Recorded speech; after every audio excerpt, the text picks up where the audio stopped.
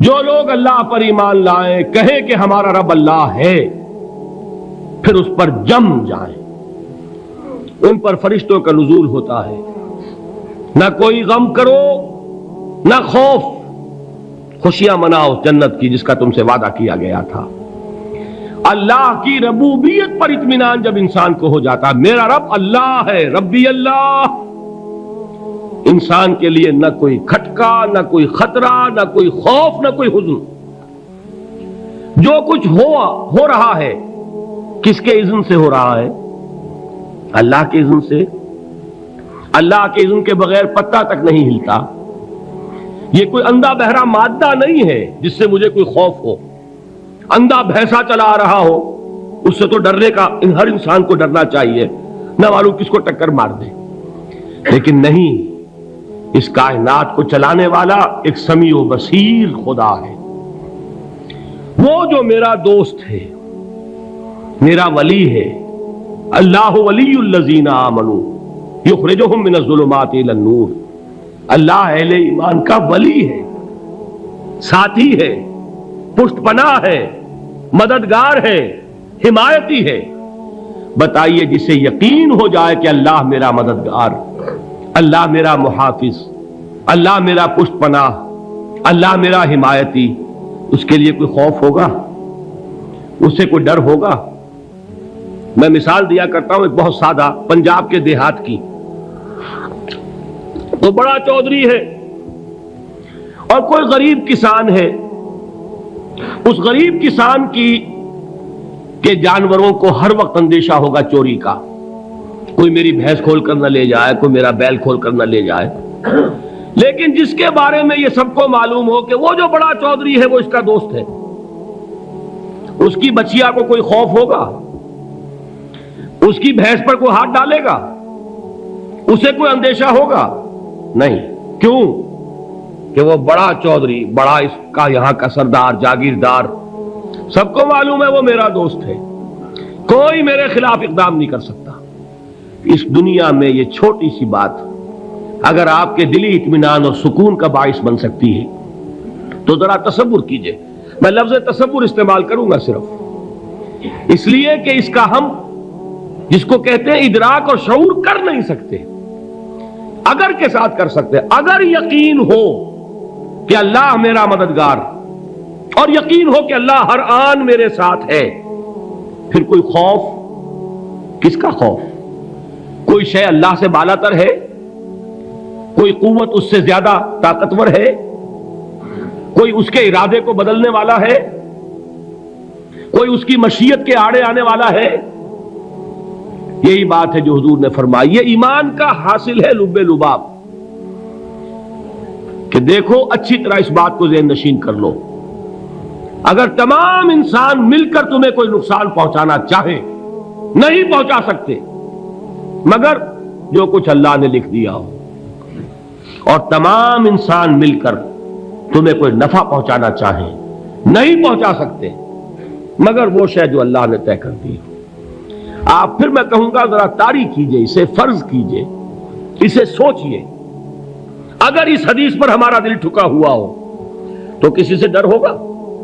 یہ مجھے نقصان نہ پہنچا دے، یہ میری رپورٹ خراب نہ کر دے، یہ میری انکریمنٹ نہ رکوا دے، یہ میرا یہ نہ بگاڑ دے، یہ میرے یہ نقصان نہ پہنچا دے۔ اس کا ڈر، اس کا ڈر، اس کا خوف، اس کی خوشامد، اس کے لیے جا کر طرح طرح سے اپنی عزت نفس کو ذلیل کروانا اس کے سامنے، یہ سب کچھ کیوں کرتا ہے انسان؟ جب سمجھتا ہے کہ اس کے ہاتھ میں میرا کوئی نفع ہے، اس کے ہاتھ میں میرے لیے کوئی ضرر ہے، یہ مجھے کوئی گزند پہنچا سکتا ہے، یہ مجھے کوئی نقصان پہنچا سکتا ہے، یہ میرا کوئی کام بنا سکتا ہے، یہ میری کوئی ضرورت پوری کر سکتا ہے، اسی کا نام شرک ہے۔ جہاں آپ نے یہ سمجھا کہ غیر اللہ کے اندر کوئی طاقت موجود ہے وہی شرک ہے۔ بتوں سے تجھ کو امیدیں، خدا سے نو امیدی، مجھے بتا تو صحیح اور کافری کیا ہے؟ شرک تو یہ ہے۔ جس پر بھی تمہیں یہ خیال ہے، کلمہ ہے یہ کلمہ سوم، لا حول ولا قوت الا باللہ، ذرا اس پر دل کو کبھی اگر آپ تصور کریں، پھر فرض کریں، دل ٹھک جائے اس پر، کوئی طاقت نہیں۔ یہی بات تھی جو شیخ عبد القادر جیلانی رحمۃ اللہ علیہ نے اپنی وصیت میں اپنے بچے سے کہی. 11ویں دینے والے ہیں، لیکن حضرت شیخ عبد القادر جیلانی کی وصیت اور تعلیمات کو کتنے لوگ ہیں کہ جانتے ہو؟ یہ جن مقامات تک پہنچے ہیں وہ کس چیز کی بدولت پہنچے؟ انہوں نے جو پیغام دیا وہ کیا تھا؟ اے میرے بچے، جس طریقے سے قرآن مجید میں حضرت لقمان کی نصیحتیں جو ہے نقل کر دی گئی ہیں، میں یہ عرض کروں گا بالفرض اگر قرآن حضرت عبد القادر جیلانی کے بعد نازل ہوا ہوتا تو شیخ عبد القادر کی یہ نصیحتیں بھی قرآن میں درج ہوتی. اتنی اونچی نصیحتیں ہیں. اے میرے بچے، اس حقیقت کو ذہن نشین کر لے، لا فاعل فی الحقیقت ولا مؤثر الا اللہ. اس کائنات میں نہ کوئی فاعل حقیقی ہے نہ مؤثر حقیقی ہے سوائے اللہ کے. کسی شے میں کوئی تاثیر نہیں اگر اللہ نہ چاہے. آگ جلا نہیں سکتی اگر اللہ نہ چاہے. پانی ڈبو نہیں سکتا اگر اللہ نہ چاہے. زہر ہلاک نہیں کر سکتا اگر اللہ نہ چاہے. کوئی چیز فائدہ نہیں پہنچا سکتی اگر اللہ نہ چاہے. تو در در پہ کیوں سر جھکاتے ہو؟ در در پر کیوں جبیں سائی کرتے ہو؟ سب کے سامنے کیوں ہاتھ پھیلاتے ہو؟ ایک اللہ سے مانگو، ایک اللہ کے سامنے زبین پر اپنی جبین رکھو. لا فاعل فی الحقیقت ولا مؤثر الا اللہ. نظر آتا ہے ہمیں کہ پانی پیاس بجھا دیتا ہے. پیاس بجھانے کی صلاحیت پانی میں نہیں ہے، اللہ کے اذن سے. کھانا بھوک مٹا دیتا ہے، بھوک مٹانے کی صلاحیت کھانے میں نہیں ہے، اذن رب میں ہے. دیکھیے یہی یقین تھا. حضرت موسیٰ علیہ السلام کا واقعہ یاد کیجئے. سامنے سمندر آ گیا ہے، قوم دیکھتی ہے پیچھے کہ گرد و غبار کا طوفان ہے. معلوم ہوا کہ فرعون اپنے لشکر سمیت آ گیا ہے. لشکر جب چلتا تھا تیز رفتاری کے ساتھ تو گرد و غبار کا جو طوفان اٹھتا تھا اس کا تصور کیجیے. اور لمحہ بلمحہ وہ قریب آ رہا ہے. پوری قوم نے کیا کہا؟ اے موسیٰ انا لمدرکون، اے موسیٰ ہم تو پکڑے گئے. قرآن مجید نے تو یہاں وہ باتیں نہیں لکھی ہیں، لیکن تورات میں یہ درج ہے کہ بنی اسرائیل جھگڑنے لگے، دست و گریبان ہو گئے موسیٰ کے ساتھ. موسیٰ ہمیں یہاں مروایا لا کر، اس سے تو ہم ہی بہتر تھے. وہاں کھانے کو ملتا تھا، زندگی تو تھی، بیگار ہم کر رہے تھے، موت تو نہیں تھی. اب جو کچھ ہوگا اس کا تصور کرو، جس طریقے سے ہمارے ٹکڑے اڑائے جائیں گے. تو لڑ رہے ہیں حضرت موسیٰ علیہ السلام سے. یہ تورات کی تفصیل ہے. قرآن میں صرف اتنا آیا ہے، پریشان ہو کر انہوں نے کہا انا لمدرکون، موسیٰ ہم تو پکڑے گئے. اس وقت موسیٰ کا جواب کیا ہے؟ کلا ان معی ربی سیہدین. نہیں، میرے ساتھ میرا رب ہے، وہ راستہ دے گا. بتائیے کہاں راستہ نظر آ رہا ہے؟ یہ ہے ایمان بالغیب. راستہ نظر نہ آئے تب اللہ پر یقین ایمان ہے. جیب میں پیسے ہوں اور تب دل کو اطمینان ہے تو ایمان کس پر ہوا؟ پیسے پر، اللہ پر نہیں. جب وسائل و ذرائع نہ ہو اور پھر یقین ہو کہ اللہ مسبب الاسباب ہے، وہ اسباب کا پابند نہیں ہے، وہ اسباب کا محتاج نہیں ہے، اسباب اس کے محتاج ہے. اگر یہ یقین ہے تو اللہ پر ایمان ہے. یہ نہیں ہے تو تمہارا ایمان اسباب پر ہے، وسائل پر ہے، ذرائع پر ہے، مادیات پر ہے، اللہ پر نہیں. اس وقت کہاں راستہ تھا؟ کوئی راستہ تھا؟ سمندر ہے اور ادھر سے لشکر آ گیا ہے. کلا ان معی ربی سیہدین. اب دیکھیے ایمان کہہ دینا آسان ہے، ہوا معکم اینما کنتم، جہاں کہیں بھی تم ہوتے ہو اللہ تمہارے ساتھ ہوتا ہے. لیکن اس کا یقین قائم ہو جائے تو زمین و آسمان کا فرق واقع ہو جائے. یہی بات ہوئی حضور کے ساتھ. غار ہے، چھپے ہوئے ہیں محمد الرسول اللہ اور آپ کے وہ یار غار ابو بکر صدیق رضی اللہ تعالی عنہ. اقبال نے حضرت ابو بکر کی شان میں چند اشعار کہے صرف، لیکن واقعہ یہ ہے کہ بھاری بھاری نظموں پر اور قصیدوں پر بھاری ہے. طویل ترین نظمیں اور قصیدے ہوں ان پر بھاری ہے. ہمت ابو بکر کی ہمت جو ہے کشت ملت را چو ابر، جیسے بارش سے کھیتی اپجتی ہے، ابو بکر کی ہمت اور عزیمت اس امت کو اسی طرح سینچنے والی ہے۔ ثانیے اسلام و غار و بدر و قبر، وہ دوسرے تھے اسلام میں، دوسرے پہلے کون تھے؟ انا اول المومنین، حضور فرماتے ہیں سب سے پہلا ایمان لانے والا میں، دوسرے ابو بکر۔ ویسے ہمارے ہاں یہ چلتا ہے اختلاف، حضرت علی پہلے ہیں کہ حضرت ابو بکر پہلے ہیں، لیکن اس میں بڑی خوبصورت تطبیق قائم کی ہے علماء نے، اور بہت صحیح ہے۔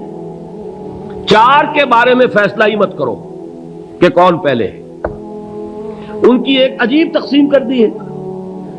آزاد مردوں میں، بالغ مردوں میں سب سے پہلے ابو بکر، بچوں میں سب سے پہلے علی، خواتین میں سب سے پہلے خدیجہ، اور غلاموں میں سب سے پہلے زید ابن حارثہ۔ بڑی پیاری تقسیم ہے، یہ چاروں ہی پہلے ہیں، ہر ایک کے لیے اولیت ہے۔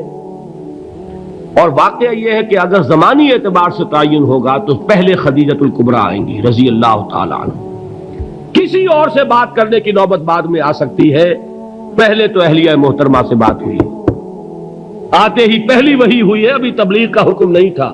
کس کو بتایا واقعہ؟ ابھی اپنی نبوت کی تبلیغ کا تو حکم ہی نہیں آیا۔ واقعہ کس کا ہے؟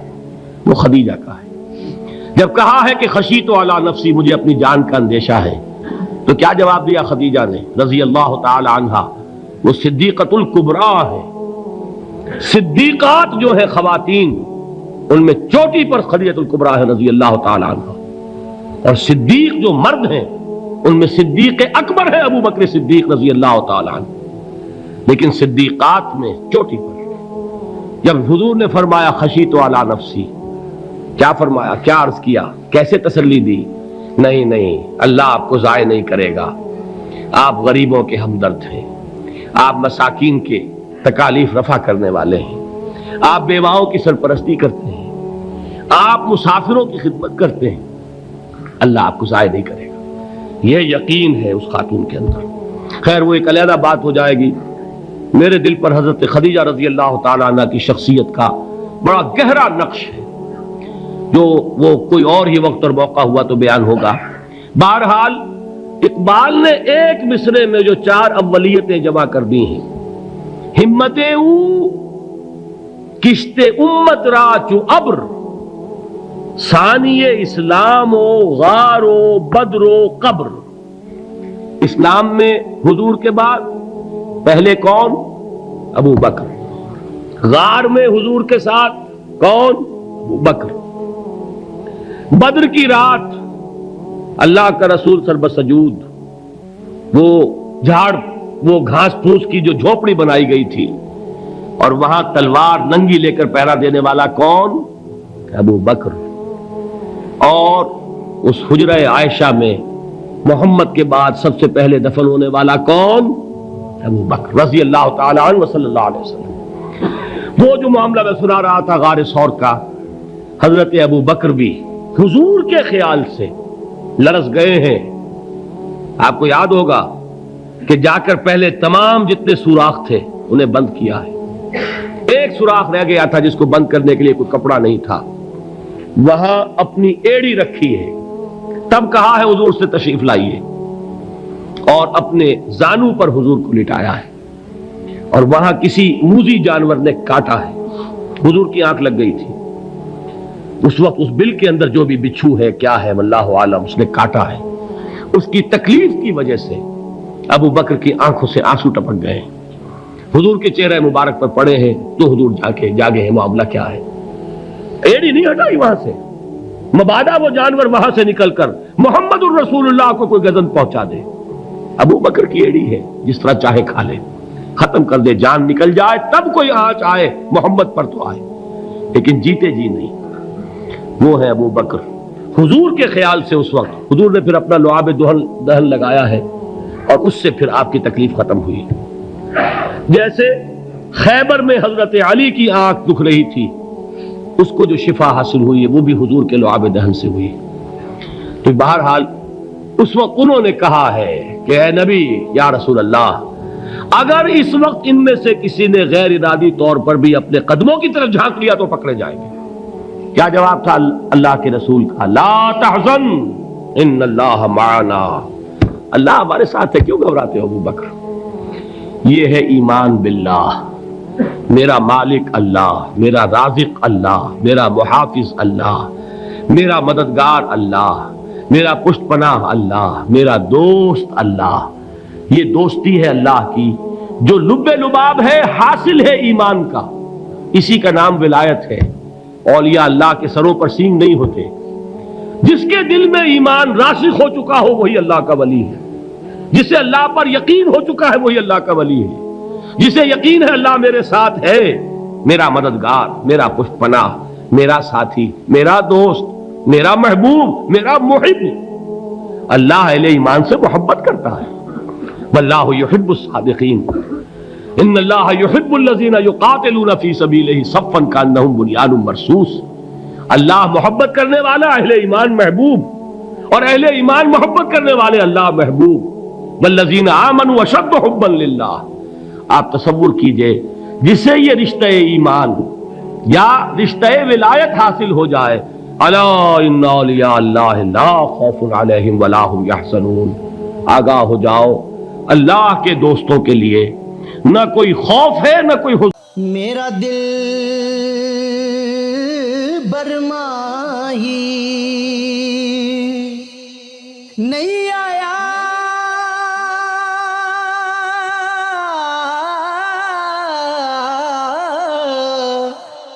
میرا دل برماہی ایویں بولنا جھوٹے آکاں، تو جھوٹا تیرے اوے بول بھی جھوٹے، تینوں تاڑی مار اڑا، تو جھوٹا تیرے بول بھی جھوٹے۔